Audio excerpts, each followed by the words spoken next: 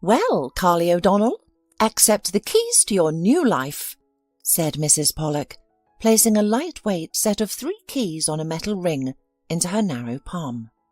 The girl hesitated in front of the apartment door, prompting Mrs. Pollak to laugh and unlock the door herself. "Oh, Carly, you're like a newcomer. This is your new apartment. Live, be happy, start a new life. Don't be so timid. Come in." The woman opened the door, nudged Carly into the room, and then closed the door behind them. "I can't believe it, Mrs. Pollak," Carly responded shyly, following the woman down the corridor. "I guess I'm an adult now.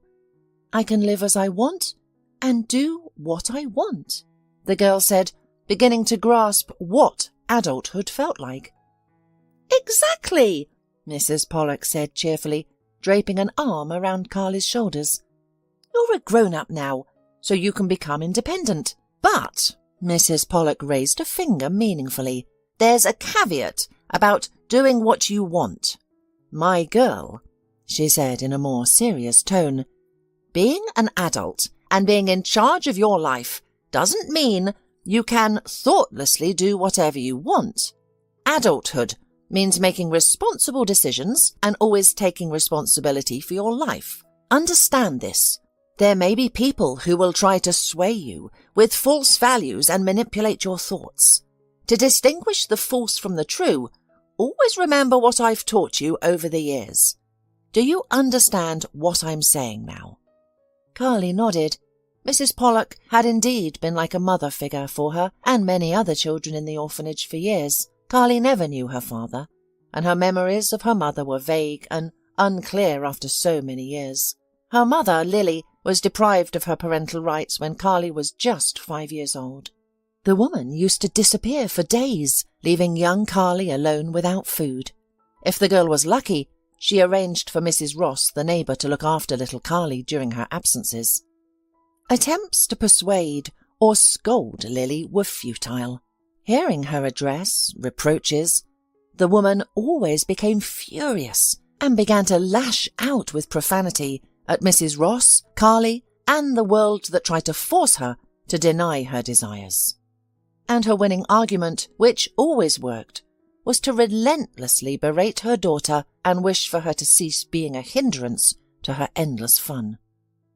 "Curse me for giving birth to this wretched thing," she used to shriek. "I wish she would disappear. Who needs her? She's nothing but a burden who's ruining my life." "What are you saying, you wicked woman?" the neighbour would cry out in horror.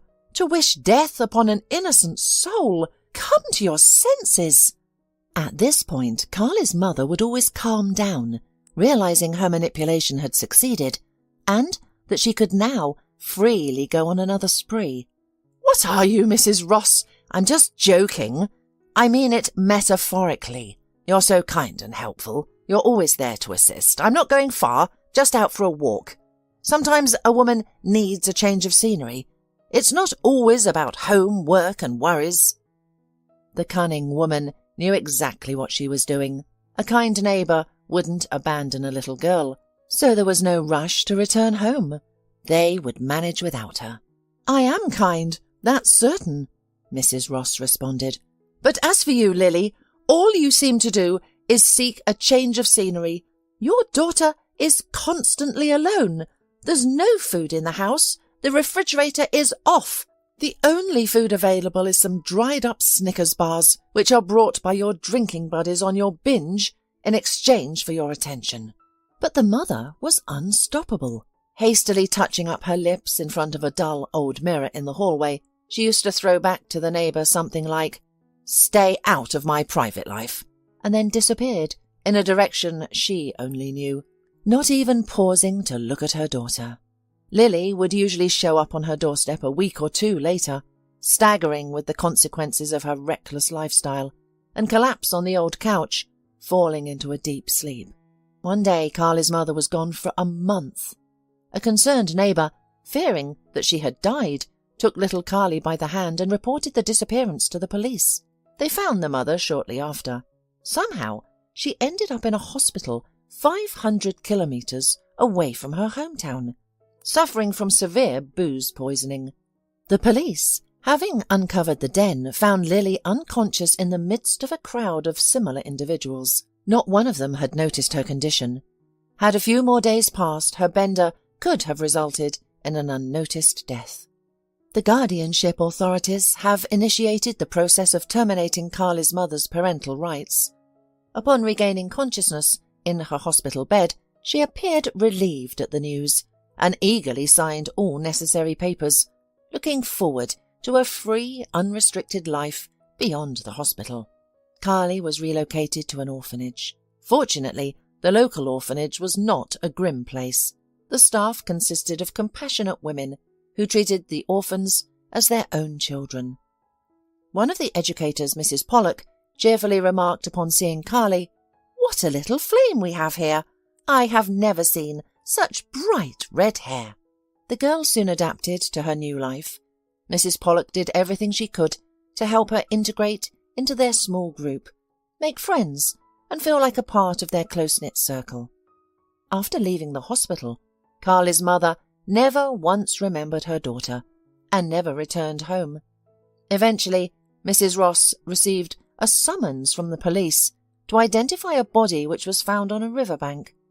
Inside the pocket of a waterlogged, dirty cloak, the police discovered a water-damaged passport belonging to Carly's mother. Mrs. Ross, who came to the identification, crossed herself and looked at the deceased.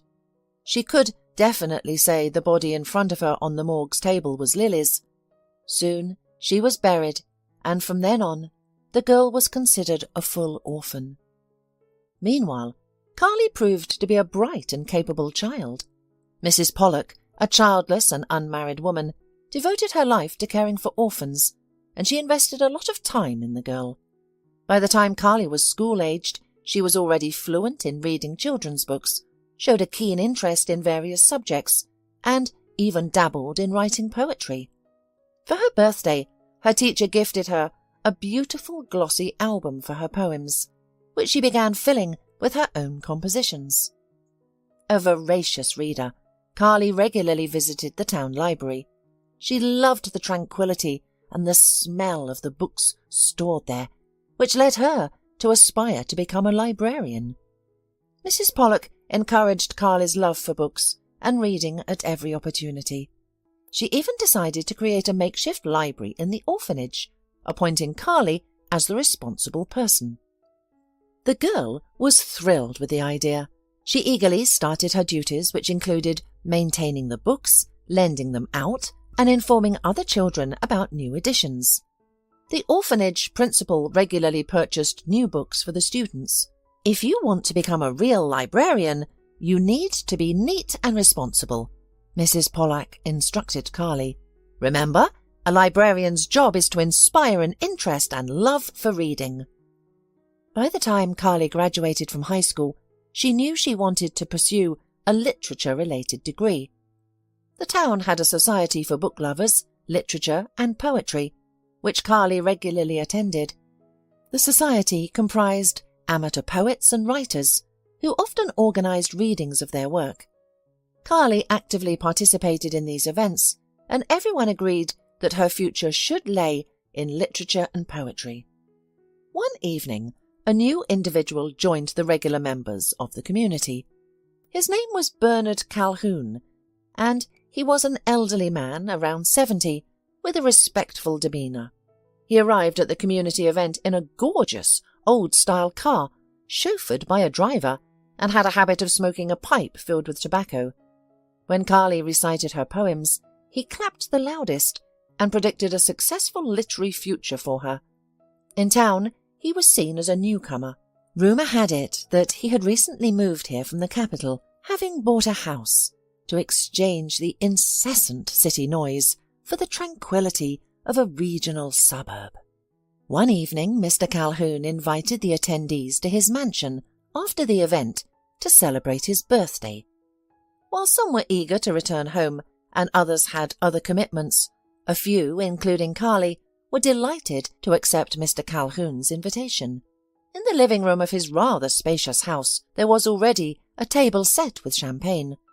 Carly, who was 17 at that moment, had never tasted alcohol, but when a thin glass filled with gold and sparkling drink was placed in front of her, she found it inconvenient to refuse. The evening passed in a warm and sincere atmosphere. The host himself drank only mineral water, referring to the fact that doctors had categorically forbidden it. When Carly returned to the orphanage, Mrs. Pollak smelled a slight odour of champagne and became alarmed. When it turned out where the girl had been, she gave her a whole lecture about not trusting all men. Among them, there are vicious lovers of young girls, from whom one should stay as far away as possible. However, soon Mr. Calhoun himself paid a visit to the orphanage and asked permission from those responsible for the girl to let Carly help him sort out the extensive library in his house. "I heard that Carly aspires to have a career in librarianship," he told the director and the tutor, settling into a chair in the director's office. "And now I see where your student gets her love for books and reading," he remarked, observing the tall shelves lining the wall filled with books. The women remained cautiously silent. Mr. Calhoun's sudden interest in Carly aroused suspicion in them. Detecting this, the man chuckled and reassured them. "I understand your skepticism, but you have no cause for concern. I just wish to help a talented girl achieve her dream. She truly has a passion for librarianship. I've never seen a young girl so engrossed, not in fashion and cosmetics, but in books and reading. I have 2 grandchildren myself, but sadly, their interests are entirely different. As for Carly, it would be very useful for her to participate in such an endeavour. My library has amassed thousands of books over many years, some of which are quite rare and valuable." On hearing that the unexpected visitor had grandchildren of his own, the women relaxed slightly. However, the headmistress, casting a serious gaze at him, began to speak. "We certainly don't mind Carly participating in such activities, especially as she's preparing to enter the college next year. But rest assured, we will always keep an eye on her and protect her," the headmistress added sternly. "Well, I see the future is in safe hands," Mr. Calhoun joked in response. "You're absolutely right to take this matter seriously, so you don't have to worry in vain. I'll install a surveillance camera in my library, so you can see what Carly is doing in my house at any time. What do you think?" "Let's give it a try," the orphanage director agreed, looking relieved. When Carly heard about the upcoming opportunity, she was thrilled. Mr. Calhoun's house was filled with books, and the chance to go through them was a dream come true for her. Carly mainly helped Mr. Calhoun on weekends. She woke up early in the morning and rushed to his house to immerse herself in the vast world of books, of which his library had plenty. Mr. Calhoun typically awaited her with breakfast ready. Carly found it unusual to sit at a table with starched napkins and expensive dishes, while the housekeeper served her tea and hot pancakes with jam. However, Mr. Calhoun was an engaging and knowledgeable conversationalist, and Carly would quickly forget her surroundings, engrossed in another captivating discussion. Mrs. Pollak, on the other hand, monitored how Carly spent her time closely. "Carly, you are an adult now," she told the girl. "Soon you will start living independently. Of course, you can always rely on me, but decisions about your relationships, especially with men, will be yours alone to make. Always prioritize your own desires and interests. Never give in to pressure, especially when you're being forced to do something you don't want. Don't agree to such things, even if you're offered money for it. If you encounter such people, run away." Carly understood who Mrs. Pollak was warning her about, but Mr. Calhoun had never behaved in such a manner. On the contrary, he acted like a genuinely caring grandfather, as if he were Carly's own kin. The girl, who had never had a grandfather, or even a father, appreciated this approach. Mr. Calhoun liked to ask her opinion on various life situations. They even occasionally disagreed and argued over differing viewpoints. Mrs. Pollak was perplexed by the friendship between Carly and Mr. Calhoun, suspecting ulterior motives in their interactions. However, no matter how closely she observed, she found nothing suspicious. The day arrived when Carly, her long-time student with bright red curls, was to become completely independent of those who genuinely cared for her. As Mrs. Pollak stood in Carly's apartment, she realized that her pupil was not entirely ready for adult life. But what could she do? Carly couldn't stay in the orphanage, and it was time for her to mature. "Well, Carly, are you ready to run the household?"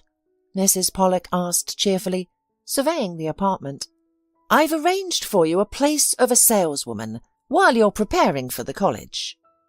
Picking up a large zippered bag from the floor, she placed it on a stool and opened it. "We collected some dishes and bedding for you. Use them, and then buy whatever else you need." Mrs. Pollak chatted, her tone deliberately upbeat, but Carly could tell the woman was hiding her worry behind the chatter.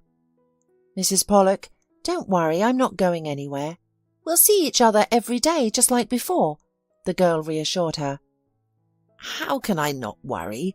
For so many years you were so close, and now how will it all work out?" Mrs. Pollak mourned.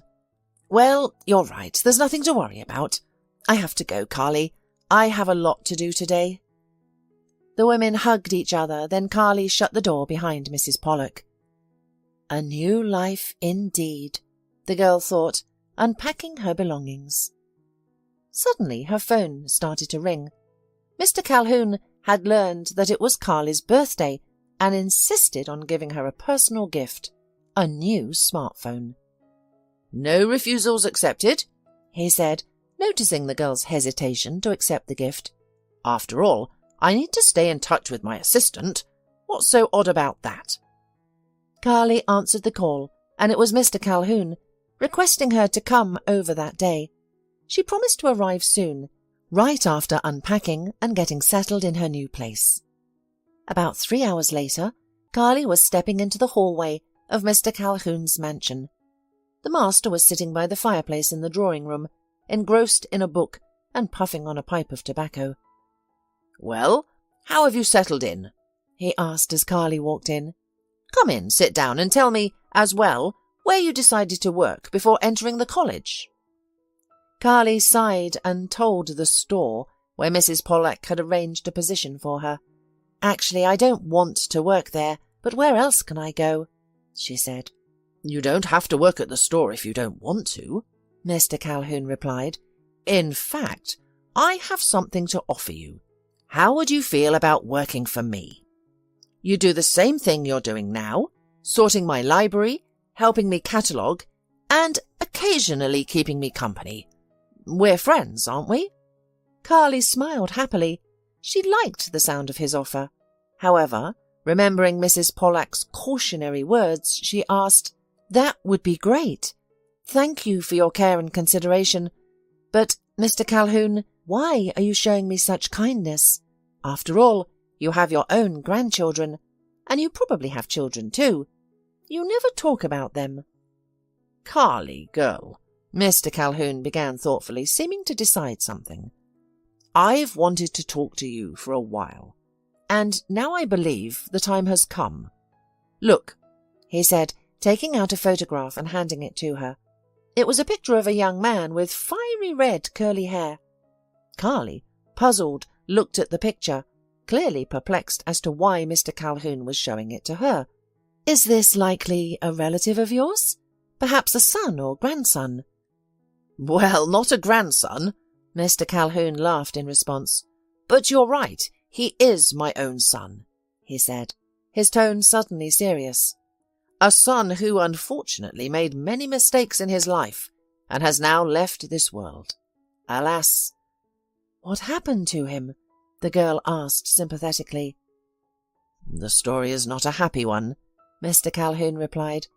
"Perhaps I, as a father, didn't pay enough attention to my son. I left his upbringing to my wife and various nannies," the man said, shaking his head sorrowfully. "I'm wealthy, very wealthy. I inherited a large, successful business from my father, which I have expanded throughout my life. However, I overlooked that there was no one to pass it on to. When I was younger, I foolishly believed that earning money and increasing wealth were the most important things. I missed out on a lot, not understanding the significance of a father's role in raising his child. My only son grew into a complete egotist, having been accustomed since childhood to the world revolving around him. His mother pampered him with luxury and attention, never demanding anything in return. As a result, he grew up believing that everyone owed him something, and he owed nothing to anyone. I should have noticed and made an impact, but I was always busy with business. And there's nothing I can do about it now.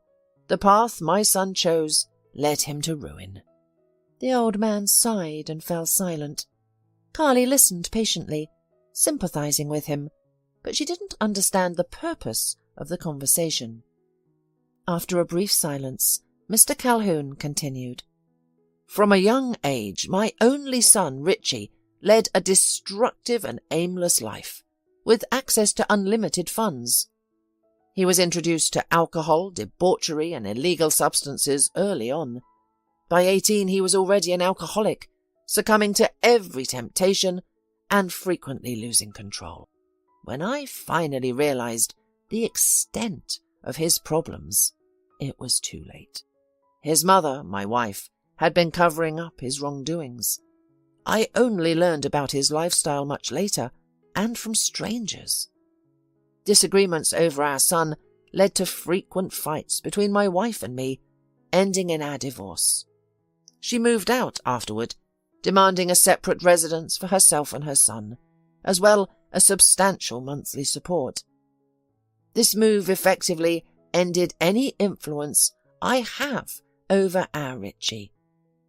After a while, I was informed by my ex-wife that Richie was getting married. Unfortunately, his chosen partner was nothing more than a gold digger. Richie's lifestyle remained unchanged after the wedding. I attempted to explain to him that he needed to alter his ways now that he was a husband and a family man. Much to my disappointment, my advice was met with laughter from him. "None of your business," Richie said to me disdainfully. This conversation took place in the morning, following a night of heavy drinking. Just a few hours earlier, my son had been barely able to stand, his breath reeking of alcohol. "Getting married wasn't my idea, it was Megan's. She wanted to get married, and I agreed just for kicks," he laughed, his voice thick with drunken glee. His young wife Megan was pregnant. It seemed that she did not care about her husband's lifestyle. Their marriage lasted a little over 3 years, during which Megan had another child. Decided that now she was quite well providing for herself at the expense of future alimony for 2 children, she calmly filed for divorce, and Richie didn't care about it. Following the divorce, I purchased a separate apartment for Richie's ex-wife and their 2 children. My son went on with his previous lifestyle, swiftly bringing home a new girlfriend who was as much of a drinker as he was. His apartment had turned into a haven for debauchery. I was constantly receiving complaints from neighbours and made numerous attempts to appeal to my son's conscience. Once, I was solemnly informed that Richie's new girlfriend was pregnant. Despite her condition, she sat next to him smoking a cigarette, laughing drunkenly and sipping potent alcohol. "Dad, you must join us in a toast to celebrate your soon-to-be grandson," insisted Richie, pouring a generous measure of brandy for me. But I realized one thing. If my son's girlfriend was really pregnant, then I had to save my future grandson. Under the pretext of getting acquainted with the future mother, I took her out into the corridor and drove her straight to the hospital. She snored in the back seat throughout the journey, seemingly unconcerned about her destination. Upon arrival at the hospital, she was brought to her senses and put to sleep. I spoke with the doctor beforehand and learned that she was really pregnant. The next day, I picked up the young woman from the hospital and brought her to my home, where she would be cared for by 2 nurses and a housekeeper. By the way, her name was Lily. When Lily realized her wild days were over, she made a fuss, refusing to live under supervision and demanding to be released immediately. However, I remained resolute. "Listen, Lily," I addressed her, "here's the plan. You will stay with me for a few months, everything provided, no alcohol or tobacco. If you behave, you'll live like royalty. After you give birth, you're free to leave, but the baby stays here. In exchange, I'll pay you a generous sum, and hopefully that will be the end of our dealings." The amount of money she would receive clearly captured her imagination. It seemed that she was mentally calculating how many bottles could be bought with this money. So she stayed in my house. Of course, I accepted the fact that she might not have been pregnant with my son. Given her lifestyle, she might not remember all her partners. Regardless, I resolved to protect this child, no matter who the father was. "So, this girl has given you another grandchild?" Carly asked. "No, unfortunately," replied the old man. "Lily managed to escape from my house shortly before her due date. She had tried repeatedly to persuade the staff to set her free, but to no avail. Then tragedy struck. My son was poisoned and died in the hospital. His ex-wife learned at his funeral that Lily had been living in my house and was soon to give birth to my grandchild. She realized this child would be the 3rd heir to my wealth, and she decided to eliminate the competition. I couldn't figure out why Megan suddenly started visiting my house under various pretenses and regularly brought over my grandchildren, who hadn't remembered me for months. I don't know how she did it, but one morning Lily's room was empty. Both nurses were asleep beside her. The housekeeper and I couldn't wake them. They were clearly drugged. "But did you find Lily afterwards?" Carly asked hopefully. "I didn't find her immediately," Mr. Calhoun sighed in response. "The girl had simply vanished. It was as if she never existed. I hired a detective to search for Lily nationwide. After all, it was uncertain whether Lily, considering her lifestyle, could survive on her own and give birth to a child. It wasn't until several years later that I found a lead in a small town. But by then it was too late. Lily was no longer alive." "And the child? Was he or she found?" Carly asked Mr. Calhoun impatiently, who had become quiet and seemed lost in thought. "We succeeded in our search, but also not immediately. Lily gave birth to a daughter." Mr. Calhoun smiled in reply. "In the town where Lily was buried, she was a stranger, leading a nomadic life. No one had ever seen a child with her, and no one could confirm whether she had a child or not. I had already assumed that Lily had never given birth or had given birth to a stillborn child, which wouldn't be surprising given her lifestyle. But it turned out that there had indeed been a baby." Mr. Calhoun's voice quivered with excitement. "Lily had given birth while living in another town.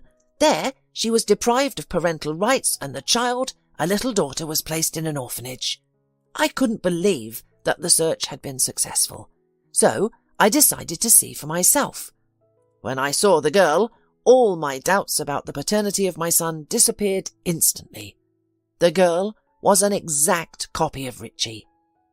Mr. Calhoun fell silent, overcome with emotion. Carly waited patiently. Finally, the elderly man, having composed himself, continued. "I didn't reveal myself immediately. Instead, I observed the girl for over a year. The more I watched her, the more convinced I became. Thankfully, my granddaughter did not take after her father, but rather, it seemed, me. She was a talented, clever, good girl. She was so different from my other 2 grandchildren, raised by their mother, the gold-digger Megan, and my ex-wife. They valued nothing but money. They were petty, wicked, and incompetent.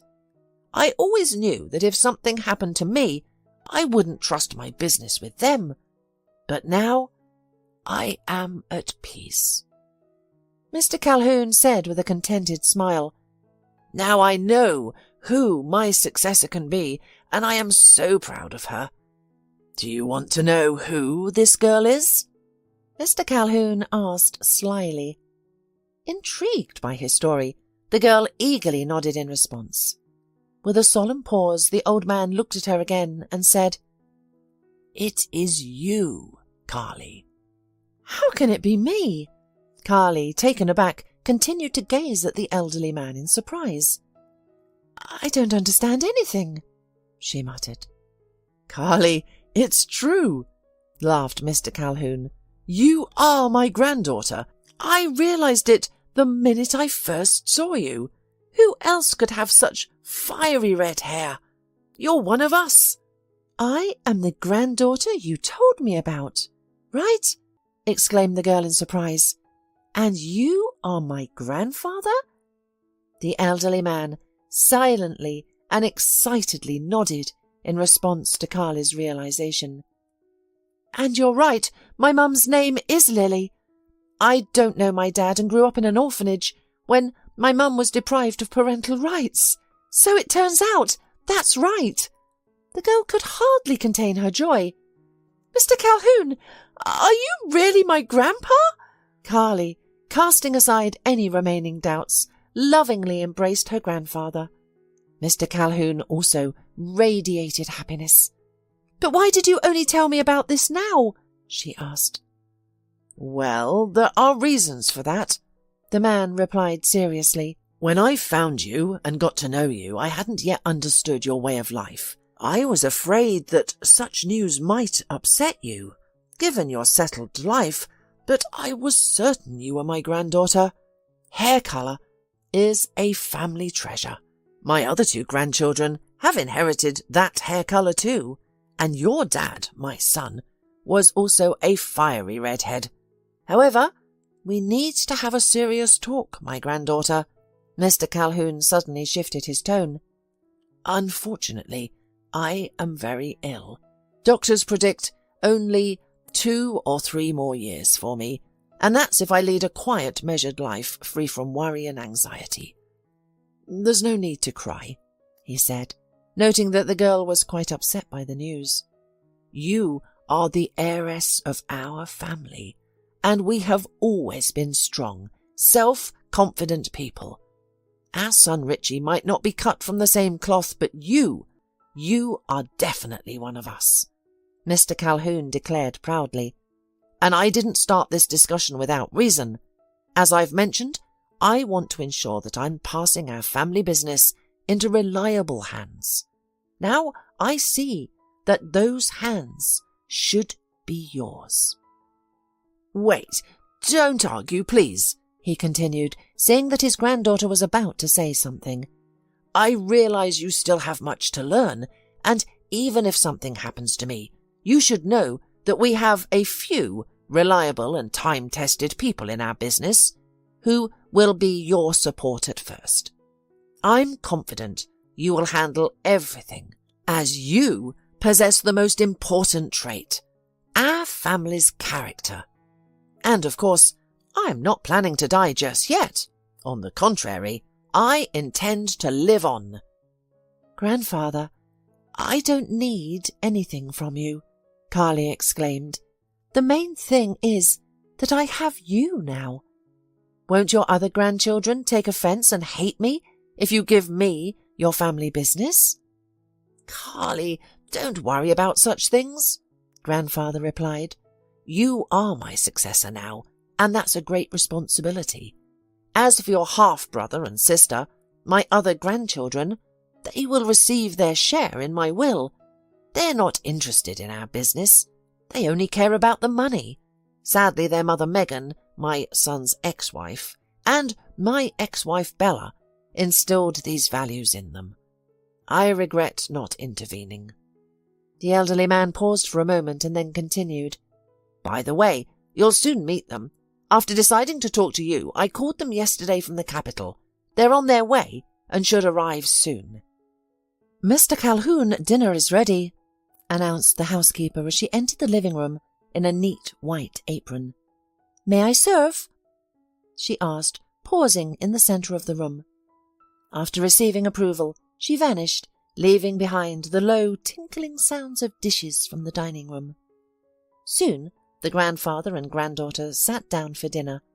They discussed Carly's upcoming introduction to the other family members. When the housekeeper served tea, a bell rang in the hallway. The master instructed her to answer the door as he poured the fragrant hot tea into delicate porcelain cups. 2 visitors, a young man in his 20s and a woman around 25, both with fiery red hair, entered the dining room. The newcomers were visibly taken aback at the sight of Carly. They exchanged glances as the grandfather greeted them and introduced Carly as a new family member. The artificial kindness of their smiles failed to mask their unpleasant expressions when Carly shook hands with them. The brother was named Lucas and the sister Gia. Having recently eaten lunch on their journey, Lucas and Gia declined the meal but joined the grandfather and Carly for tea. They curiously asked the girl about her life. Upon discovering her talent for literature and poetry, they requested to hear her poems. Mr. Calhoun watched his grandchildren with a contented smile, not hiding his pleasure. As evening fell, and Carly prepared to leave to her apartment, Mr. Calhoun regretfully bid his granddaughter goodbye, securing a promise that she would return the next day. After Mr. Calhoun retired to his study to read and smoke a pipe before bed, the brother and sister sat on the couch by the fireplace and conversed in hushed tones. "Lucas, do you understand what's happening?" Gia whispered. "Remember, Mum told us about our father's girlfriend, so she did give birth to a child." Gia stated with disgust.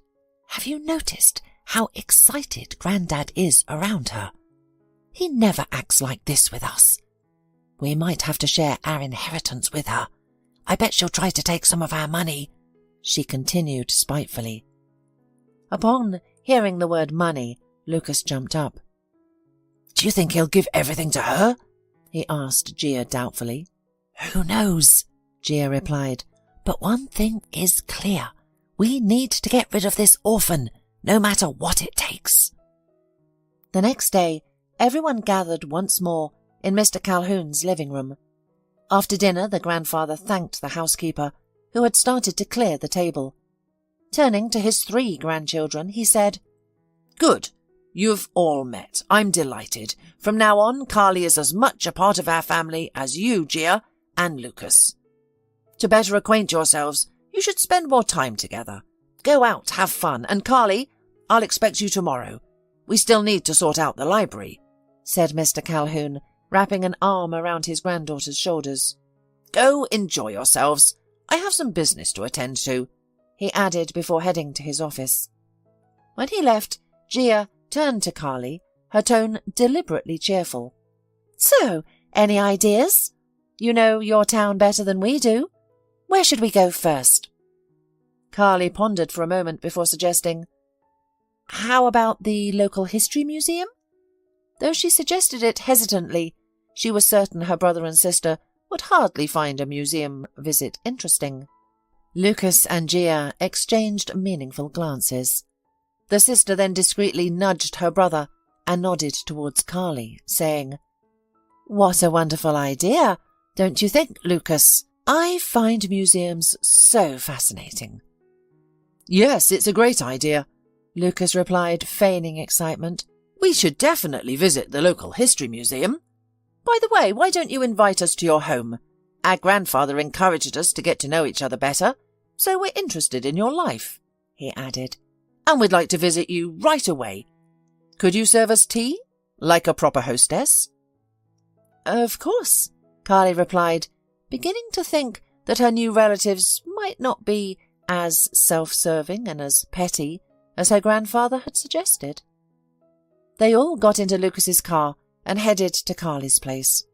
Along the way, Carly, realizing she had nothing to offer them at her home, suggested they stop at a store. The siblings agreed enthusiastically. When Gia and Lucas loaded the food into the cart and approached the cash register, Carly expressed concern that she might not have enough money to cover the cost, and most of all, she was troubled by the expensive bottle of whiskey that Lucas had chosen, explaining that they needed to celebrate their reunion. "Relax, Carly," he assured her. "We'll cover the cost. Your role is to keep us company and set the table like a true hostess." Soon the siblings were at Carly's apartment, and Gia looked around with barely concealed contempt. "Very nice and cosy." "Really, Lucas?" she said, casting a glance at Carly, who was busy setting out the snacks they had bought at the store. Once everything was prepared, Lucas opened the bottle of whiskey. "We should toast to our reunion," he said, pouring the drinks. "I don't drink," Carly protested, watching as Lucas poured a generous amount of alcohol into her glass. "I've only tried champagne once in my life, and I didn't like it," she added doubtfully. "Carly, are you kidding? You don't drink at all?" "Never," Lucas said with conviction. "Well, that's right, of course, but you have us now, your family, and such a behaviour is disrespectful, especially since we're your guests." Lucas made a hurt face. "Carly, Lucas is right. You should show us respect. Maybe you don't know this, but there are certain rules for hosts' behaviour towards their guests. It's an excellent drink, and it's easy to drink. Have at least a few sips with us, out of respect." Lucas had already proposed the first toast to the meeting. Carly took a small sip and realized that the drink was indeed easy to swallow and had a mild taste. "Well, you see, and you didn't want to drink with us," exclaimed her half-brother, immediately refilling the glasses with a new serving of alcohol. "And now, let's drink to the addition to our family. To you, Carly." He solemnly proposed a new toast, not giving the girl a second to think. Through a haze, the girl realized that the drink was much stronger than she first thought. Her head hummed, the room swayed like a boat trip on the water. Mrs. Pollak, the educator, arranged small river trips on an excursion boat for her students from time to time. For a moment, Carly felt like she was standing on the deck during one of these excursions. She took the glass filled by her brother with another serving of the intoxicating drink. "Drink!" she heard, the words echoing in her head like they were bouncing off the walls of a deep stone well. Carly, teetering on the brink of unconsciousness, felt an unwelcome liquid being poured down her throat. Unable to swallow, she coughed. "Quiet!" Gia hissed at her brother. "She could choke. God forbid. You'll answer to Grandpa for her. Remember, she left with us." "Calm down. Everything's under control," Lucas reassured in a muffled tone, keeping a close eye on Carly. "She seems ready." "Let's call Grandpa, Carly," he announced, and pulling out her phone, dialed Grandpa's number with a sly grin. "Now, sister, tell Grandpa how much you love him. Go on." He thrust the phone in front of Carly's face. The girl struggled to open her eyes and looked at the screen. Upon seeing her grandfather, she giggled and managed to slur, "Grandpa? Hi, it's me." "Carly, what's wrong? Are you sick?" Her grandfather's voice filled with alarm. "No, I'm very well. We've just had a bit to drink." Carly slurred, swayed, and collapsed on the floor, falling asleep instantly. Mr. Calhoun ended the call. The brother and sister looked at each other, laughed, and high-fived. Their plan had worked.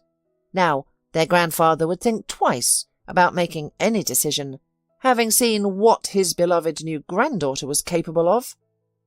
Meanwhile, Mr. Calhoun was truly upset and thought about what he had seen. Had he misjudged Carly, attributing to her qualities that his granddaughter did not possess? Was she going to follow in her parents' footsteps?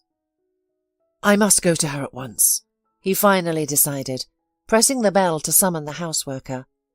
But suddenly the elderly man felt a crushing pain in his sternum. He staggered, nearly losing consciousness. With a significant effort, he managed to stay upright. Soon his housekeeper arrived in response to his summons. "Hurry!" he whispered with the last of his strength. Tell the chauffeur to get the car. We need to leave immediately." Then he lost consciousness. Carly opened her eyes with difficulty, taking in her surroundings with surprise. She was lying on her couch at home. A table nearby held the remnants of appetizers, upturned glasses, and an empty bottle on its side. Attempting to get up, she felt a wave of dizziness. "What happened? What's wrong with me?" She tried to understand, but to no avail. Her memory returned abruptly, hitting her like a wave of ice. My brother and sister, they were here at my place. We were celebrating our reunions. With difficulty, Carly turned her head to look at the wall clock. It was 6 a.m. How long did I sleep? The girl wondered, realizing the feast must have lingered into the evening.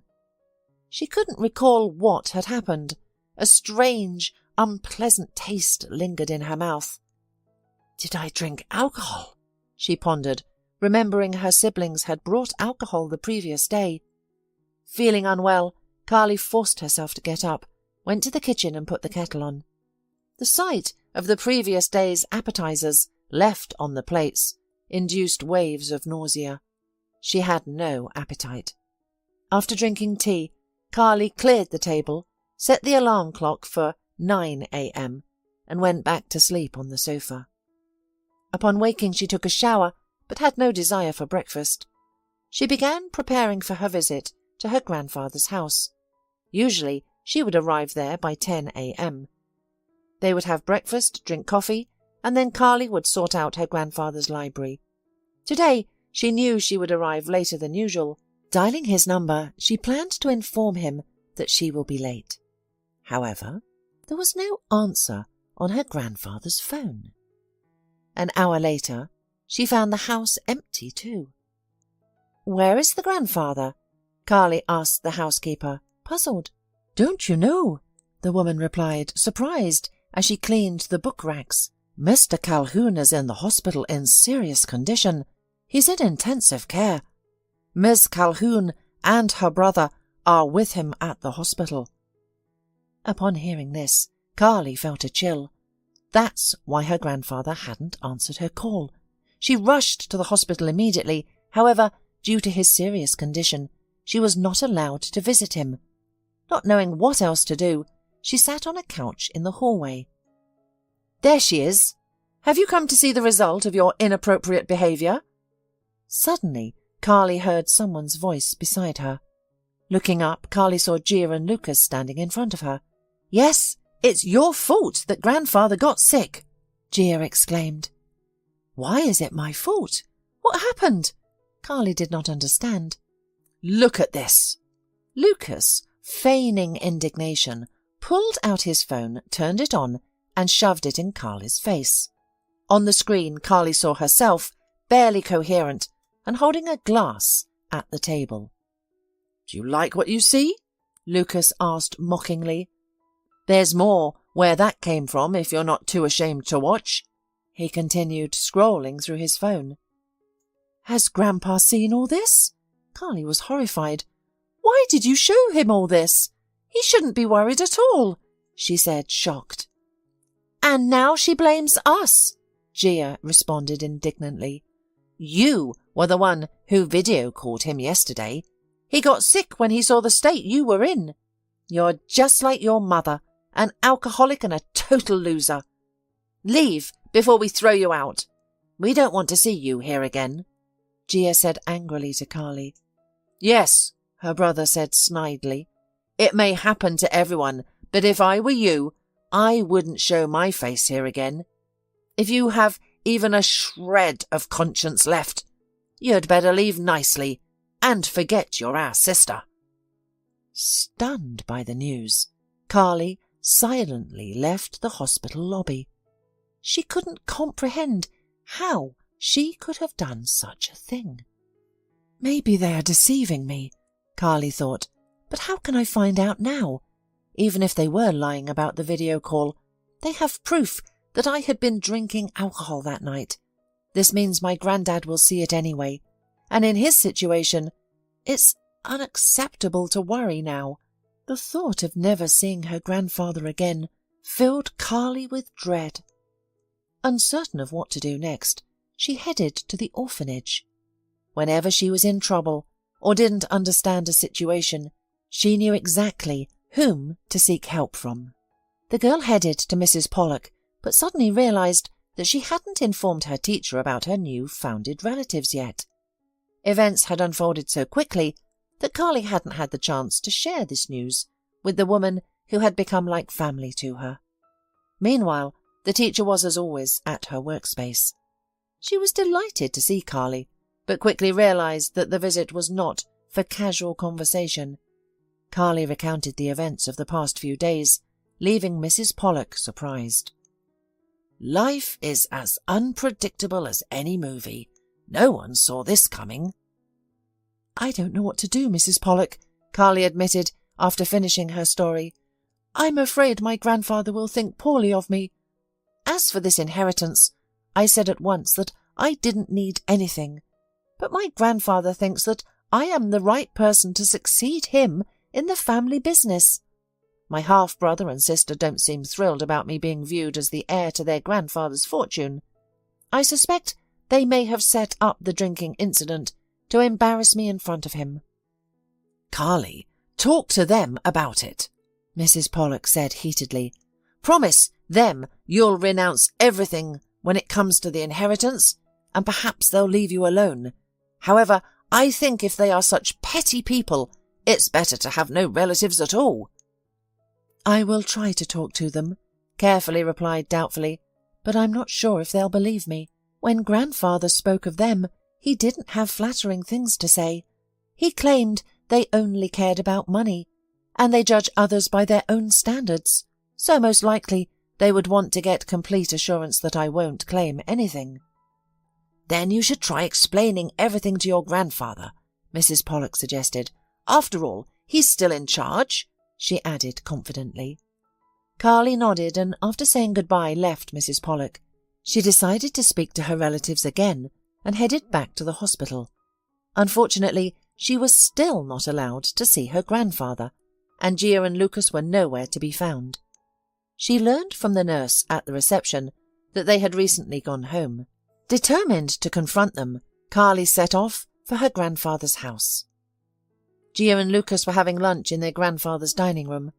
After the housekeeper cleared the soup dishes and brought out the main course, they began to eat and discuss the current situation. So, what now? Lucas asked, biting into a roasted turkey leg. So, our sis has been neutralized, and we can ease up. I doubt that, Gia replied, dabbing her lips with a starched napkin. We can't predict what grandfather will do when he recovers. Remember, as soon as he came to, he called for the notary at the hospital. She shook her head meaningfully. What that means we still don't know. Perhaps he decided to change something in our favour, Lucas suggested. Why? Are we already considered the main heirs? Gia objected. The most important thing is that our grandfather kept seeing her as the irresponsible daughter of his alcoholic mother. She succumbed to the allure of alcohol just like her mother. How can he trust her with the family business? But we weren't going to be trusted with the family business either, said the brother. Lucas, why do we even need it? Said his sister in response. We just want the inheritance. Then we can sell the business, split the money, and that's it. Their discussion was interrupted by an unexpected ring at the door. The housekeeper went to answer it, and Carly walked into the dining room a minute later. Here she is, our cheerful sister, Lucas exclaimed upon seeing her. I must speak to you, said Carly firmly. Hear me out. Go ahead, talk, said Gia, as the eldest, not even considering inviting her sister to sit. Carly stood before her relatives, as if she were a guilty schoolgirl. Grandfather was right about them, she thought, and spoke up. I want you to hear me, now. I don't want your fortune. Understand? You probably arranged this drinking affair deliberately to present me negatively in front of our grandfather. Remember this, I never drank. I don't drink, and I will not start drinking, no matter who my mother is. So I don't want Grandpa to think poorly of me, and I'm going to explain the situation to him. You just stay out of my way." "Well, look at her," Gia responded in feigned surprise. "She's showing a character, acting like she's a worthy descendant of our family." "Remember this, you're nobody," Gia said harshly. "You will not talk to my grandfather, understand? What's the guarantee you won't harm him and take his entire fortune? We don't want to be left with nothing." "He was right about you," Carly answered confidently. "You only value money in life. What if I give you my word that I'll renounce everything?" The brother and sister glanced at each other and burst into laughter.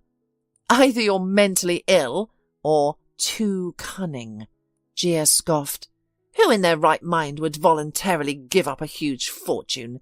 Enough with your games," she concluded decisively. "You're going to leave here and never return. If you disobey, know that Grandfather will see other videos Lucas filmed during the feast. And as you said, we wouldn't let our grandfather worry," Gia added in a mocking tone. The phone rang in the hallway. The housekeeper answered it, and after a brief conversation hung up. Entering the dining room, she said, "The hospital called. Mr. Calhoun has passed away. His heart stopped and the doctor's efforts failed." "What news?"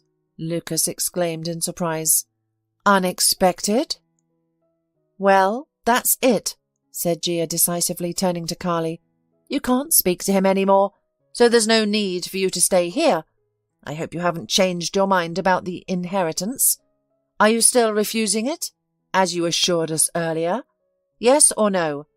"I don't want anything from you," Carly cried out bitterly. "Poor grandfather, how could this happen? I just found out about you, and now I've lost you." She began to sob. "How touching. I'm going to cry too," Lucas remarked cynically. "Okay, if we've settled everything, then goodbye," said Gia, ignoring Carly's tears. "And by the way, don't you dare show up at the funeral. You have no place there.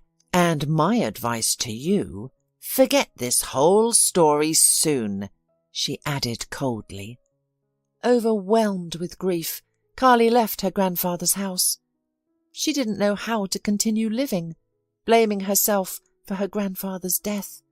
Her half-brother and sister's actions were cruel, and she was lost. Unable to cope with the grief herself, she called Mrs. Pollak and, sobbing, managed to tell her what had happened. "Oh, my poor girl, how many troubles have you had in such a short life? I'm very sorry to hear of your grandfather's death. Accept my condolences. But, you know, if I were you, I would still go to the funeral," Mrs. Pollak advised confidently. "You're as much as a grandchild as your brother and sister, even if you decided to renounce your inheritance. You have the right to say goodbye to your grandfather. At the hospital, you were kept away from him by your half-sibling's wishes.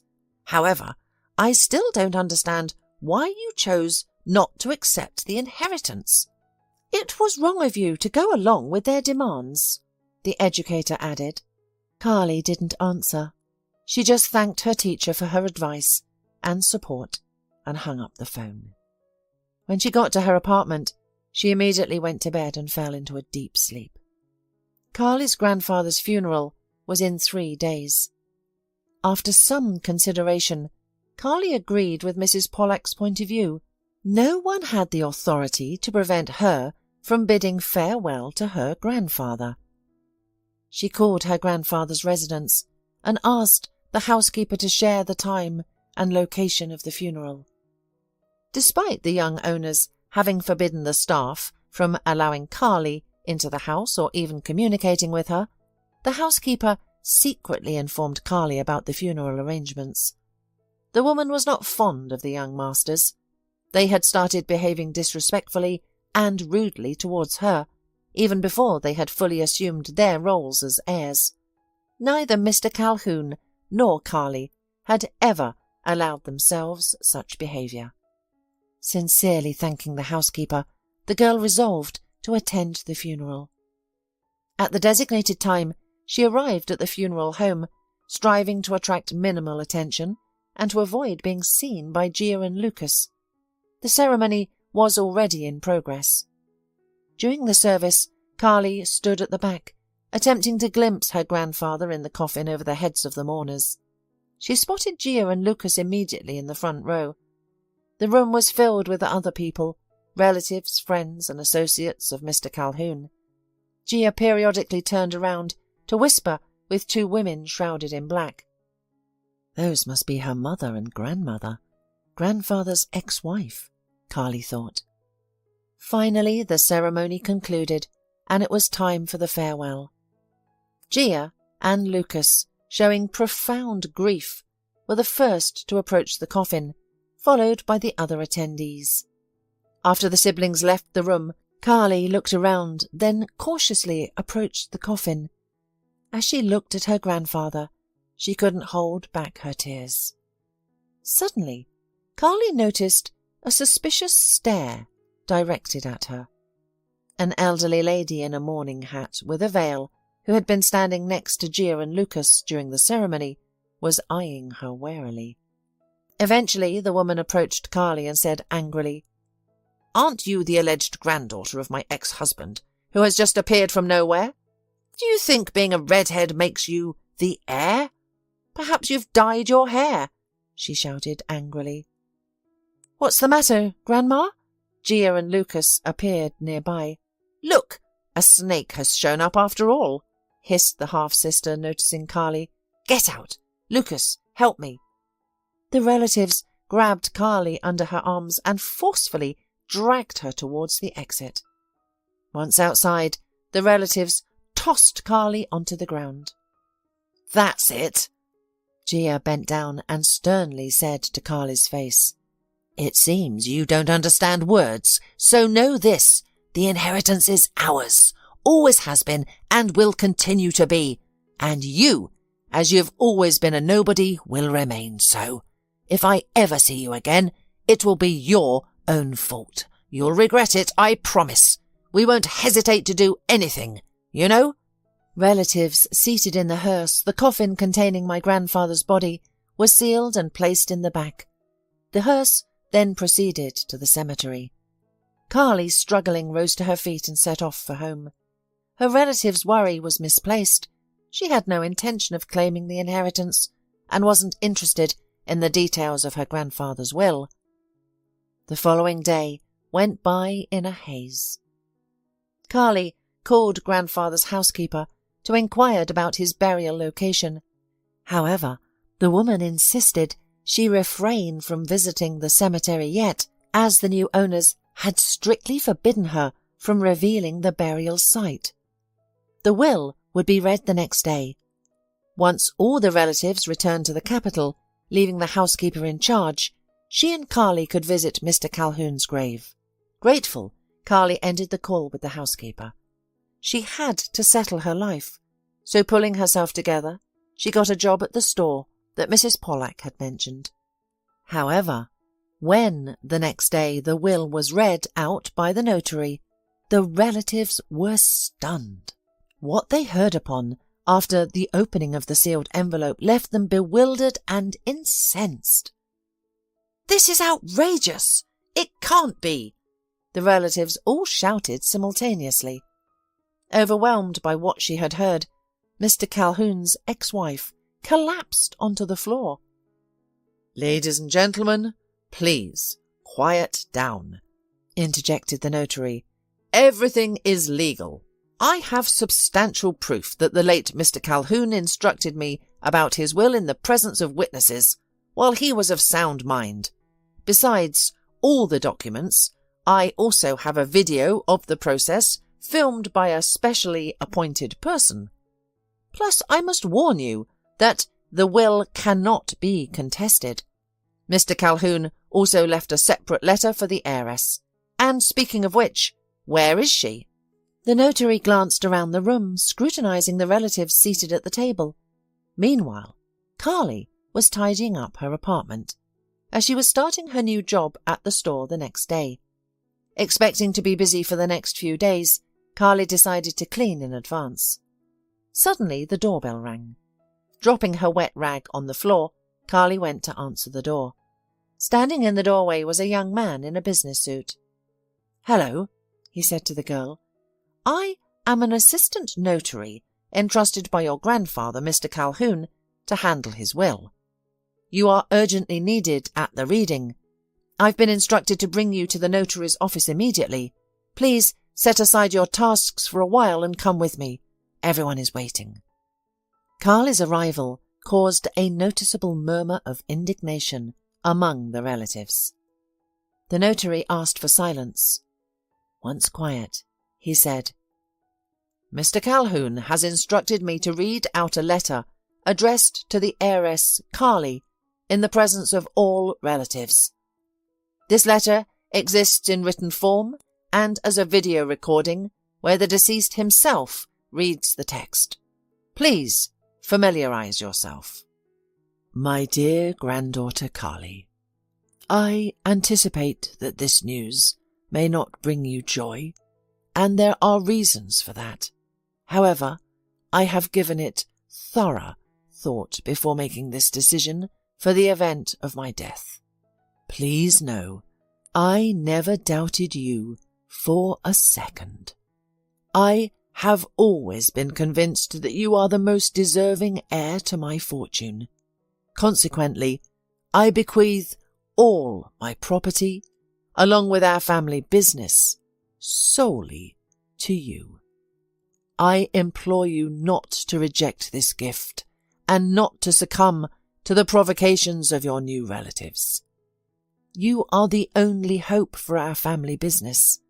I am aware that my time is limited, so I ask you earnestly to fulfill my last will. Do not doubt your abilities, and do not fear the challenges of managing such a significant and new responsibility.